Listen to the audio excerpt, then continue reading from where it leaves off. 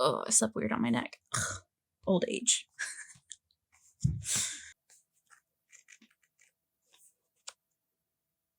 Hey y'all, it's me, Rene, which means it's time for Read It Out Loud with Rene, where I pick a book and then I read it out loud.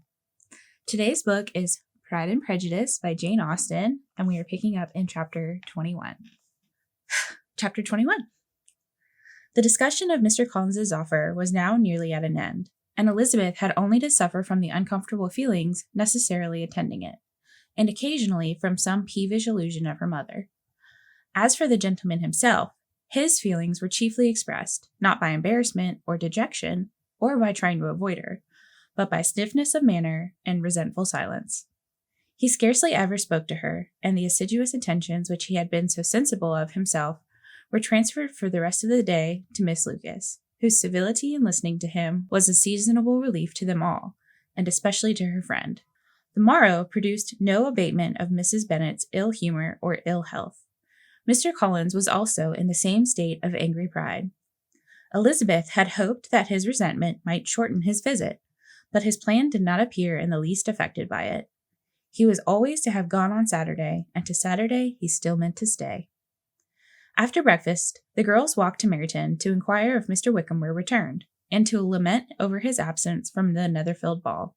He joined them on their entering the town, and attended them to their aunt's, where his regret and vexation and the concern of everybody was well talked over. To Elizabeth, however, he voluntarily acknowledged that the necessity of his absence had been self-imposed. "I found," said he, "as the time drew near, that I had better not meet Mr. Darcy, that to be in the same room and the same party with him for so many hours together might be more than I could bear." She highly approved his forbearance, and they had leisure for a full discussion of it, and for all the commendation which they civilly bestowed on each other, as Wickham and another officer walked back with them to Longbourn, and during the walk he particularly attended to her. His accompanying them was a double advantage. She felt all the compliment it offered to herself, and it was most acceptable as an occasion of introducing him to her father and mother. Soon after their return, a letter was delivered to Miss Bennet. It came from Netherfield, and was opened immediately.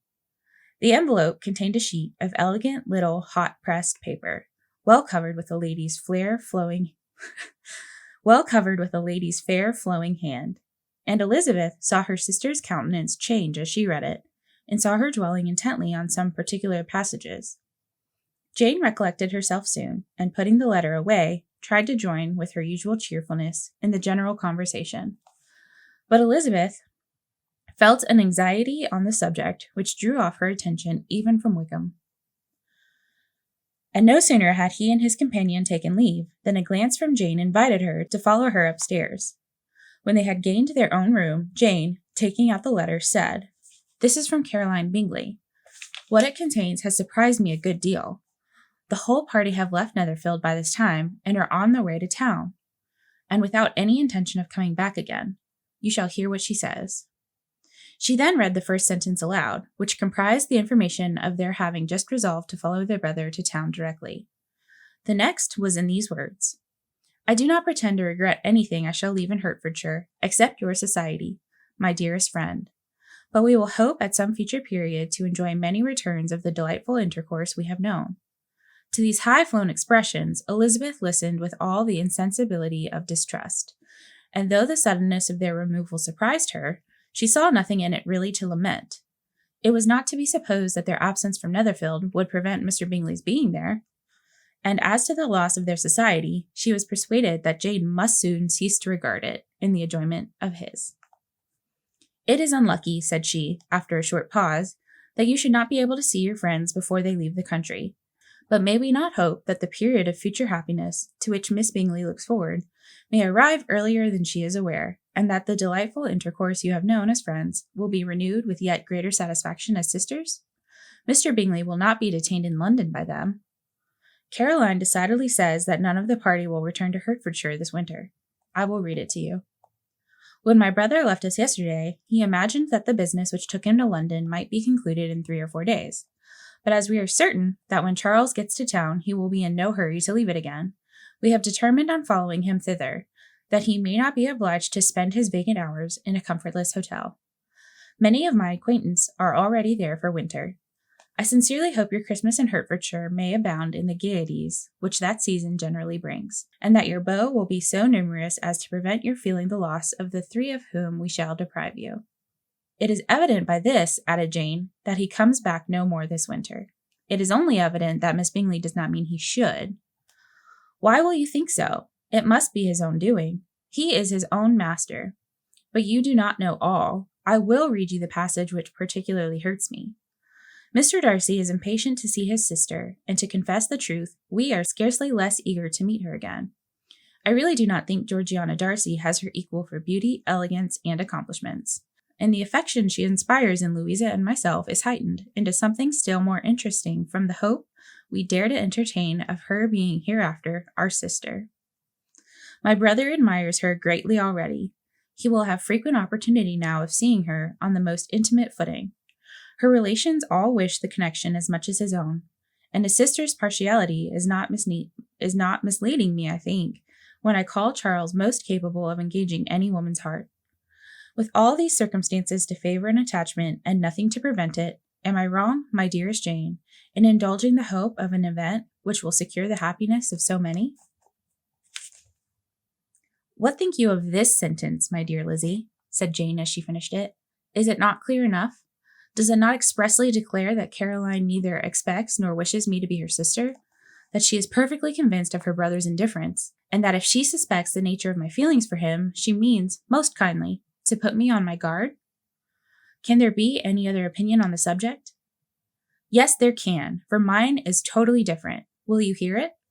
Most willingly. You shall have it in few words. Miss Bingley sees that her brother is in love with you, and wants him to marry Miss Darcy. She follows him to town in the hope of keeping him there, and tries to persuade you that he does not care about you. No one who has ever seen you together can doubt his affection. Miss Bingley, I am sure, cannot. She is not such a simpleton. The case is this. We are not rich enough or grand enough for them, and she is the more anxious to get Miss Darcy for her brother, from the notion that when there has been one intermarriage, she may have less trouble in achieving a second. But, my dearest Jane, you cannot seriously imagine that because Miss Bingley tells you her brother greatly admires Miss Darcy, he is in the smallest degree less sensible of your merit than when he took leave of you on Tuesday, or that it will be in her power to persuade him that instead of being in love with you, he is very much in love with her friend. If we thought alike of Miss Bingley, replied Jane, your representation of all this might make me quite easy. But Caroline is incapable of wilfully deceiving anyone, and all that I can hope in this case is that she is deceived herself. Believe her to be deceived by all means. You have now done your duty by her, and must fret no longer. But my dear sister, can I be happy, even supposing the best, in accepting a man whose sisters and friends are all wishing him to marry elsewhere? You must decide for yourself, said Elizabeth, and if, upon mature deliberation, you find that the misery of disobliging his 2 sisters is more than equivalent to the happiness of being his wife, I advise you by all means to refuse him. But if he returns no more this winter, my choice will never be required. 1,000 things may arise in 6 months. The idea of his returning no more, Elizabeth treated with the utmost contempt. It appeared to her merely the suggestion of Caroline's interested wishes, and she could not for a moment suppose that those wishes, however openly or artfully spoken, could influence a young man so totally independent of everyone. She represented to her sister as forcibly as possible what she felt on the subject, and had soon the pleasure of seeing its happy effect. Jane's temper was not desponding, and she was gradually led to hope that Bingley would return to Netherfield and answer every wish of her heart. They agreed that Mrs. Bennet should only hear of the departure of the family, without being alarmed on the score of the gentleman's conduct. But even this partial communication gave her a good deal of concern, and she bewailed it as exceedingly unlucky that the ladies should happen to go away just as they were all getting so intimate together. After lamenting it, however, at some length, she had the consolation of thinking that Mr. Bingley would soon be down again and soon dining at Longbourn. Chapter 22. The Bennets were engaged to dine with the Lucases, and during the chief of the day was Miss Lucas so kind as to listen to Mr. Collins. Elizabeth took an opportunity of thanking her. Charlotte assured her friend of her satisfaction in being useful, and that it amply repaid her for the little sacrifice of her time. This was very amiable, but Charlotte's kindness extended further than Elizabeth had any conception of. Its object was nothing less than to secure her from any return of Mr. Collins's addresses by engaging them towards herself. Such was Miss Lucas's scheme, and appearances were so favorable that when they parted at night, she would have felt almost sure of success if he had not been to leave Hertfordshire so soon. But here she did injustice to the fire and independence of his character, for it led him to escape out of Longbourn House the next morning with admirable slyness, and hasten to Lucas Lodge to throw himself at her feet. His reception was of the most flattering kind. Miss Lucas perceived him from an upper window as he walked towards the house, and instantly set out to meet him accidentally in the lane. But little had she dared to hope that so much love and eloquence awaited her there. In as short a time as Mr. Collins's long speeches would allow, everything was settled between them to the satisfaction of both, and as they entered the house, he earnestly entreated her to name the day that was to make him the happiest of men, and though such a solicitation must be waived for the present, the lady felt no inclination to trifle with his happiness. The stupidity with which he was favored by nature must guard his courtship from any charm that could make a woman wish for its continuance, and Miss Lucas, who accepted him solely from the pure and disinterested desire of an establishment, cared not how soon that establishment were gained. Sir William and Lady Lucas were speedily applied to for their consent, and it was bestowed with a most joyful alacrity. Mr. Collins's present circumstances made it a most eligible match for their daughter, and his prospects of future wealth were exceedingly fair. Lady Lucas began directly to calculate, with more interest than the matter had ever excited before, how many years longer Mr. Bennet was likely to live, and Sir William gave it as his decided opinion that, whenever Mr. Collins should be in possession of the Longbourn estate, it would be highly expedient that both he and his wife should make their appearance at St. James. The whole family, in short, were properly overjoyed on the occasion. Charlotte's reflections were in general satisfactory. Mr. Collins, to be sure, was neither sensible nor agreeable. His society was irksome, and his attachment to her must be imaginary. But still, he would be her husband. Without thinking highly either of men or of matrimony, marriage had always been her object. It was the only honorable provision for well-educated young women of small fortune, and however uncertain of giving happiness, must be their pleasantest preservative from want. The least agreeable circumstance in the business was the surprise it must occasion to Elizabeth Bennet, whose friendship she valued beyond that of any other person. Elizabeth would wonder, and probably would blame her, and though her resolution was not to be shaken, her feelings must be hurt by such disapprobation. She resolved to give her the information herself, and therefore charged Mr. Collins when he returned to Longbourn to dinner, to drop no hint of what had passed before any of the family. A promise of secrecy was of course very dutifully given, but the curiosity excited by his long absence burst forth in such very direct questions on his return as required some ingenuity to evade, and he was at the same time exercising great self-denial, for he was longing to publish his prosperous love. As he was to begin his journey too early on the morrow to see any of the family, the ceremony of leave-taking was performed when the ladies moved for the night. And Mrs. Bennet, with great politeness and cordiality, said how happy they should be to see him at Longbourn again. "My dear madam," he replied, "this invitation is particularly gratifying, because it is what I have been hoping to receive, and you may be very certain that I shall avail myself of it as soon as possible." They were all astonished, and Mr. Bennet, who could by no means wish for so speedy a return, immediately said, "But is there not danger of Lady Catherine's disapprobation here, my good sir?" "My dear sir," replied Mr. Collins, "I am particularly obliged to you for this friendly caution, and you may depend upon my not taking so material a step without her ladyship's concurrence. You cannot be too much on your guard, risk anything rather than her displeasure, and if you find it likely to be raised by your coming to us again, which I should think exceedingly probable, stay quietly at home and be satisfied that we shall take no offense. Believe me, my dear sir, my gratitude is warmly excited by such affectionate attention, and depend upon it you will speedily receive from me a letter of thanks for this. As for my fair cousins, though my absence may not be long enough to render it necessary, I shall now take the liberty of wishing them health and happiness, not excepting my cousin Elizabeth." With proper civilities, the ladies then withdrew, all of them equally surprised to find that he meditated a quick return. Mrs. Bennet wished to understand by it that he thought of paying his addresses to one of her younger girls, and Mary might have been prevailed on to accept him. But on the following morning, every hope of this kind was done away. Miss Lucas called soon after breakfast, and in a private conference with Elizabeth, related the event of the day before.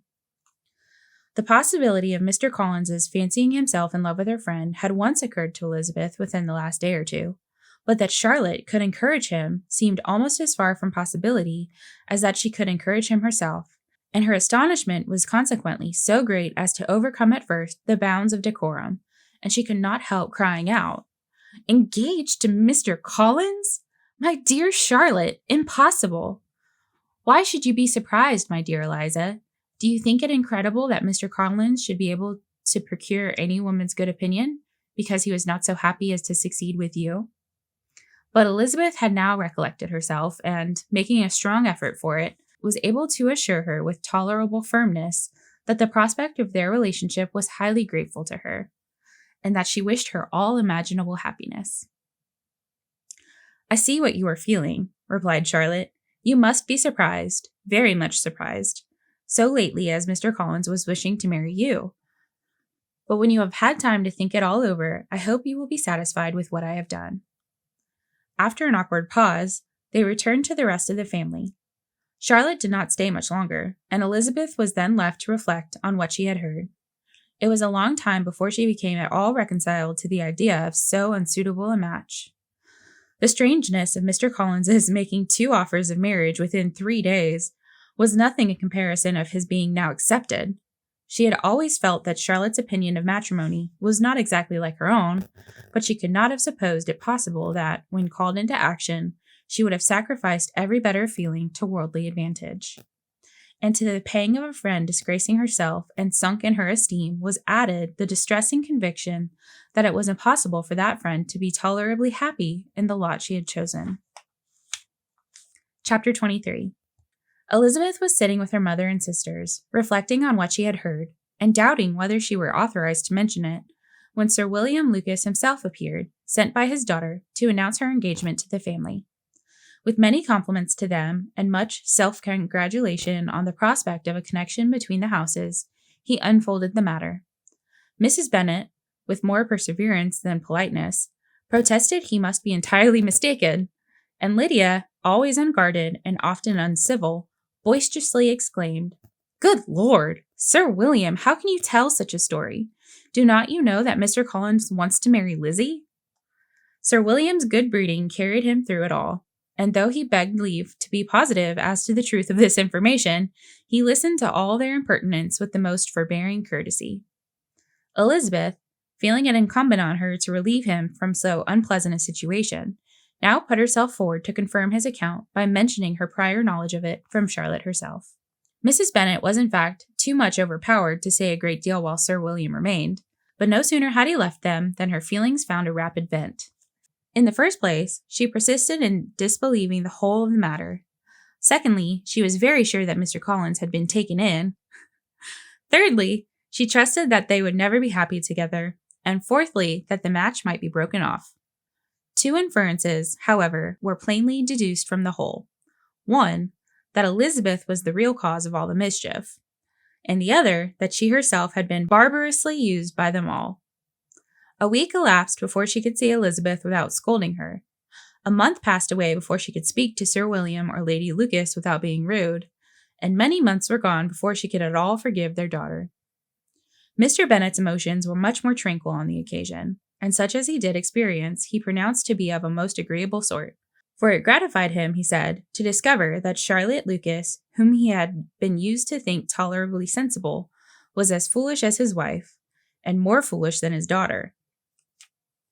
Jane confessed herself a little surprised at the match, but she said less of her astonishment than of her earnest desire for their happiness. Kitty and Lydia were far from envying Miss Lucas, for Mr. Collins was only a clergyman, and it affected them in no other way than as a piece of news to spread at Meryton. Lady Lucas could not be insensible of triumph on being able to retort on Mrs. Bennet the comfort of having a daughter well married, and she called at Longbourn rather oftener than usual to say how happy she was, though Mrs. Bennet's sour looks and ill-natured remarks might have been enough to drive happiness away. Between Elizabeth and Charlotte, there was a restraint which kept them mutually silent on the subject, and Elizabeth felt persuaded that no real confidence could ever subsist between them again. Her disappointment in Charlotte made her turn with fonder regard to her sister, of whose rectitude and delicacy she was sure her opinion could never be shaken, and for whose happiness she grew daily more anxious, as Bingley had now been gone a week, and nothing was heard of his return. Jane had sent Caroline an early answer to her letter, and was counting the days till she might reasonably hope to hear again. The promised letter of thanks from Mr. Collins arrived on Tuesday, addressed to their father, and written with all the solemnity of gratitude which a 12 months' abode in the family might have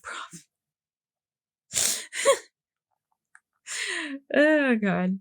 And written with all the solemnity of gratitude which a 12 months' abode in the family might have prompted. After discharging his conscience on that head, he proceeded to inform them, with many rapturous expressions, of his happiness in having obtained the affection of their amiable neighbor, Miss Lucas, and then explained that it was merely with the view of enjoying her society that he had been so ready to close with their kind wish of seeing him again at Longbourn, whither he hoped to be able to return on Monday fortnight. For Lady Catherine, he added, so heartily approved his marriage that she wished it to take place as soon as possible. Mr. Collins' return into Hertfordshire was no longer a matter of pleasure to Mrs. Bennet. It was very strange that he should come to Longbourn instead of to Lucas Lodge. It was also very inconvenient and exceedingly troublesome. Such were the gentle murmurs of Mrs. Bennet, and they gave way only to the greater distress of Mr. Bingley's continued absence.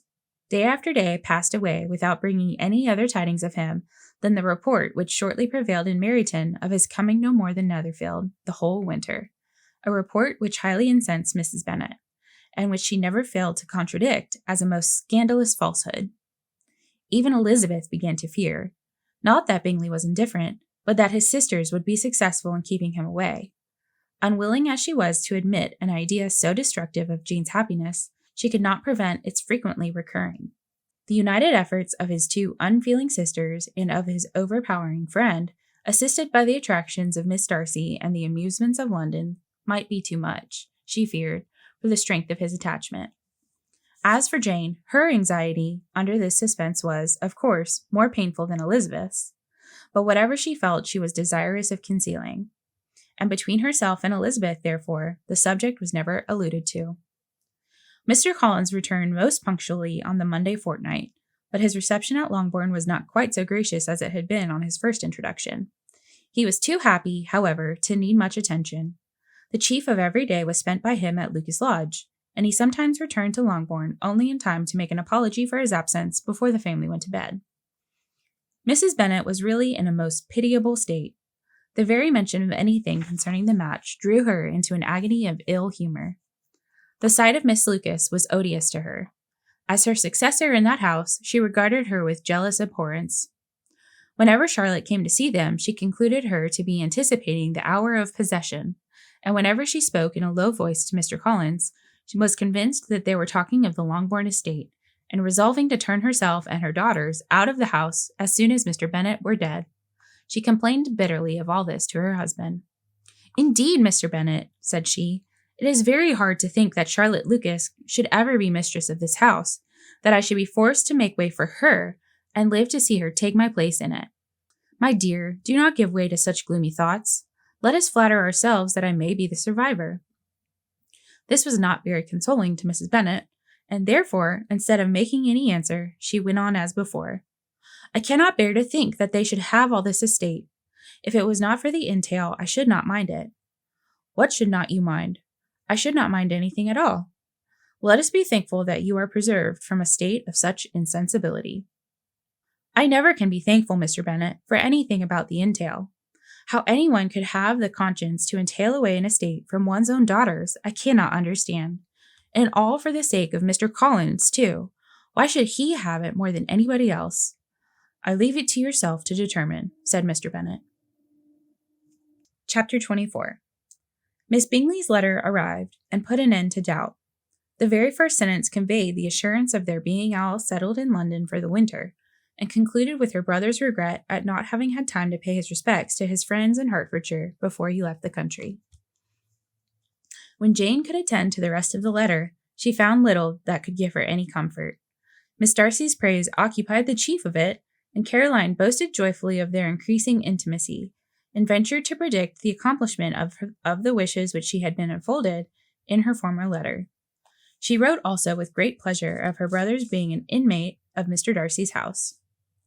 Elizabeth, to whom Jane very soon communicated the chief of all this, heard it in silent indignation.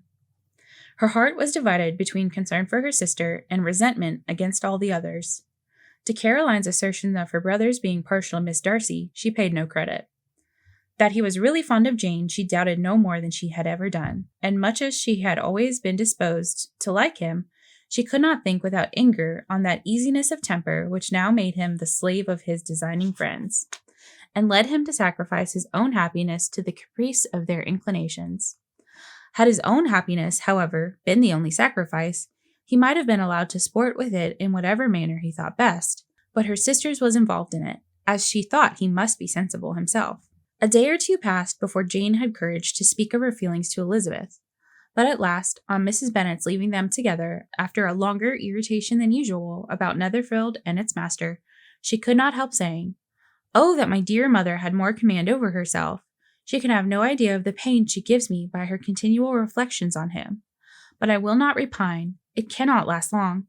He will be forgot, and we shall all be as we are before." Elizabeth looked at her sister with incredulous solicitude, but said nothing. "You doubt me?" cried Jane, slightly coloring. "Indeed, you have no reason. He may live in my memory as the most amiable man of my acquaintance, but that is all." With a stronger voice, she soon added, "I have this comfort immediately, that it has not been more than an error of fancy on my side, and that it has done no harm to anyone but myself." "My dear Jane," exclaimed Elizabeth, "you are too good. I feel as if I had never done you justice, or loved you as you deserve." Miss Bennet eagerly disclaimed all extraordinary merit, and threw back the praise on her sister's warm affection. "Nay," said Elizabeth, "this is not fair. You wish to think all the world respectable, and are hurt if I speak ill of anybody.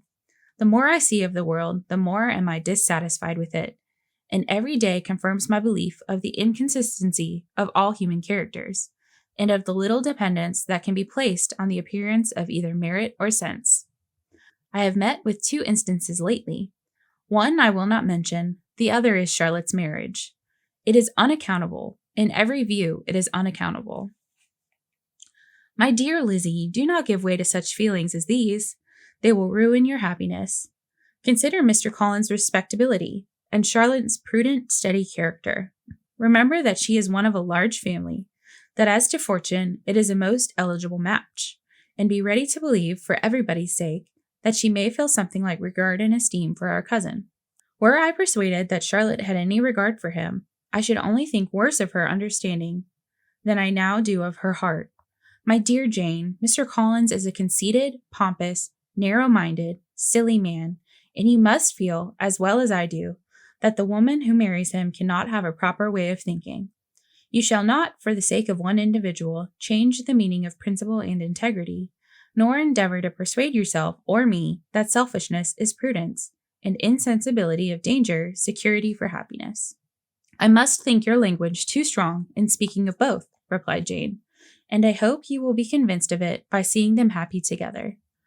But enough of this. You mentioned 2 instances. I cannot misunderstand you, but I entreat you, dear Lizzie, not to pain me by thinking that person to blame, and saying your opinion of him is sunk. We must not be so ready to fancy ourselves intentionally injured. We must not expect a lively young man to be always so guarded and circumspect. Women fancy admiration means more than it does, and men take care that they should. If it is designedly done, they cannot be justified, but I have no idea of there being so much design in the world as some persons imagine." "I am far from attributing any part of Mr. Bingley's conduct to design," said Elizabeth, "but without scheming to do wrong, or to make others unhappy, there may be error, and there may be misery. Thoughtlessness, want of attention to other people's feelings, and want of resolution will do the business." "And do you impute it to either of those?" "Yes, to the last. But if I go on, I shall displease you by saying what I think of persons you esteem. Stop me whilst you can." You persist, then, in supposing his sisters influence him? Yes, in conjunction with his friend. I cannot believe it. Why should they try to influence him? They may wish many things besides his happiness. They may wish his increase of wealth and consequence. They may wish him to marry a girl who has all the importance of money, great connections, and pride. Beyond a doubt, they do wish him to choose Miss Darcy, replied Jane, but this may be from better feelings than you are supposing. But whatever may be their own wishes, it is very unlikely that they should have opposed their brothers. If they believed him attached to me, they would not try to part us. If he were so, they could not succeed. By supposing such an affection, you make everybody acting unnaturally and wrong, and me most unhappy. Do not distress me by the idea. I am not ashamed of having been mistaken. Let me take it in the best light, in the light in which it may be understood. Elizabeth could not oppose such a wish, and from this time Mr. Bingley's name was scarcely ever mentioned between them. Mrs. Bennet still continued to wonder and repine at his returning no more, and though a day seldom passed in which Elizabeth did not account for it clearly, there seemed little chance of her ever considering it with less perplexity. Her daughter endeavored to convince her of what she did not believe herself, that his attentions to Jane had been merely the effect of a common and transient liking which ceased when he saw her no more. But though the probability of the statement was admitted at the time, she had the same story to repeat every day. Mrs. Bennet's best comfort was that Mr. Bingley must be down again in the summer. Mr. Bennet treated the matter differently. So, Lizzie, said he one day, your sister is crossed in love, I find. I congratulate her. Next to being married, a girl likes to be crossed in love a little now and then. It is something to think of and gives her a sort of distinction amongst her companions. When is your turn to come? Now is your time. Let Wickham be your man. He is a pleasant fellow, and would jilt you creditably. Thank you, sir, but a less agreeable man would satisfy me. We must not all expect Jane's good fortune. True, said Mr. Bennet, but it is a comfort to think that, whatever of that kind may befall you, you have an affectionate mother who will always make the most of it. Mr. Wickham's society was of material service in dispelling the gloom which the late perverse occurrences had thrown on many of the Longbourn family. They saw him often, and to his other recommendations was now added that of general unreserve. The whole of what Elizabeth had already heard, his claims on Mr. Darcy and all that he had suffered from him, was now openly acknowledged and publicly canvassed, and everybody was pleased to think how much they had always disliked Mr. Darcy before they had known anything of the matter. Miss Bennet was the only creature who could suppose there might be any extenuating circumstances in the case. Chapter 25. After a week spent in professions of love and schemes of felicity, Mr. Collins was called from his amiable Charlotte by the arrival of Saturday. The pain of separation, however, might be alleviated on his side by preparations for the reception of his bride, as he had reason to hope that shortly after his next return into Hertfordshire, the day would be fixed that was to make him the happiest of men. He took leave of his relations at Longbourn, wished his fair cousins health and happiness again, and promised to their father another letter of thanks. On the following Monday, Mrs. Bennet had the pleasure of receiving her brother and his wife, who came as usual to spend the Christmas at Longbourn. Mr. Gardiner was a sensible, gentlemanlike man, greatly superior to his sister, as well by nature as education. Mrs. Gardiner, who was several years younger than Mrs. Bennet and Mrs. Phillips, was an amiable, intelligent, elegant woman, and a great favorite with all her Longbourn nieces. The first part of Mrs. Gardiner's business on her arrival was to distribute her presents and describe the newest fashions. When this was done, she had a less active part to play. It became her turn to listen.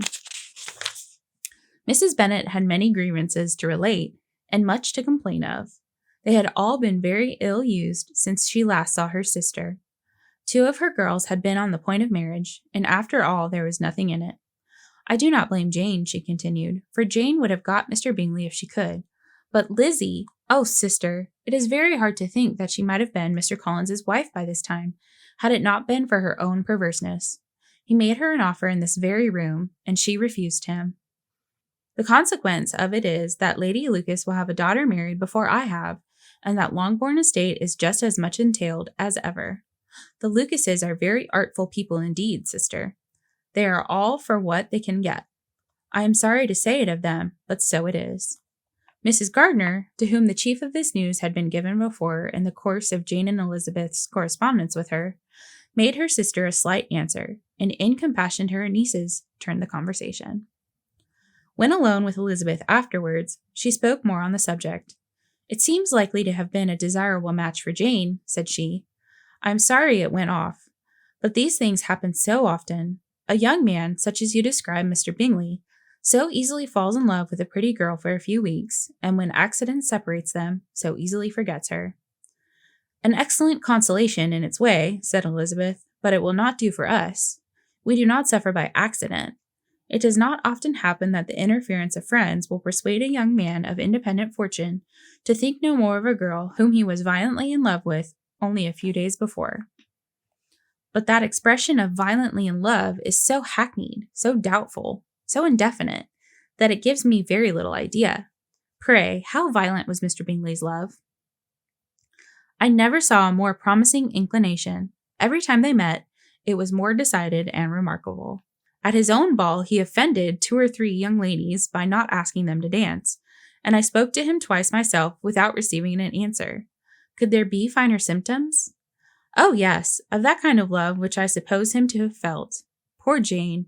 I am sorry for her, because, with her disposition, she may not get over it immediately. Do you think she would be prevailed on to go back with us? Change of scene might be of service, and perhaps a little relief from home may be as useful as anything. Elizabeth was exceedingly pleased with this proposal, and felt persuaded of her sister's ready acquiescence.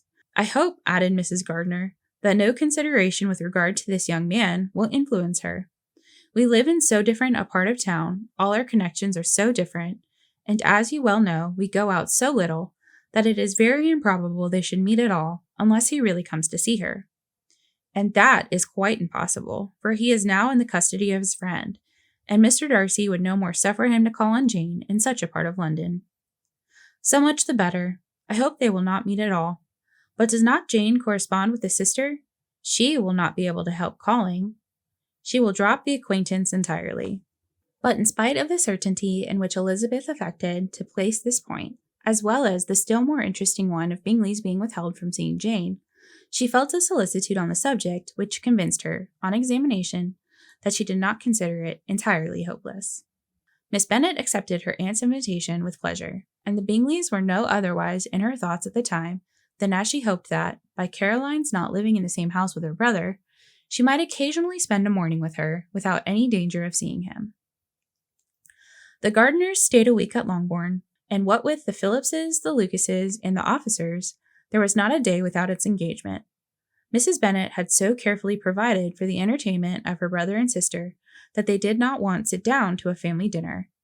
When the engagement was for home, some of the officers always made part of it, of which officers Mr. Wickham was sure to be one, and on these occasions Mrs. Gardner, rendered suspicious by Elizabeth's warm commendation of him, narrowly observed them both.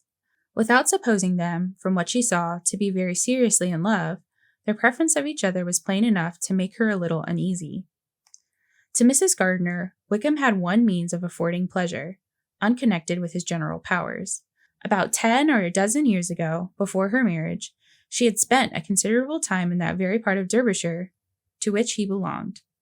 They had, therefore, many acquaintances in common, and though Wickham had been little there since the death of Darcy's father 5 years before, it was yet in his power to give her fresher intelligence of her former friends than she had been in the way of procuring. Mrs. Gardner had seen Pemberley, and known the late Mr. Darcy by character perfectly well. Here, consequently, was an inexhaustible subject of discourse. In comparing her recollection of Pemberley with the minute description which Wickham could give, and in bestowing her tribute of praise on the character of its late possessor, she was delighting both him and herself. On being made acquainted with the present Mr. Darcy's treatment of him, she tried to remember something of that gentleman's reputed disposition when quite a lad, which might agree with it, and was confident at last that she recollected having heard Mr. Fitzwilliam Darcy formerly spoken of as a very proud, ill-natured boy. The end, for now. Thanks so much for listening. See y'all in the next chapter.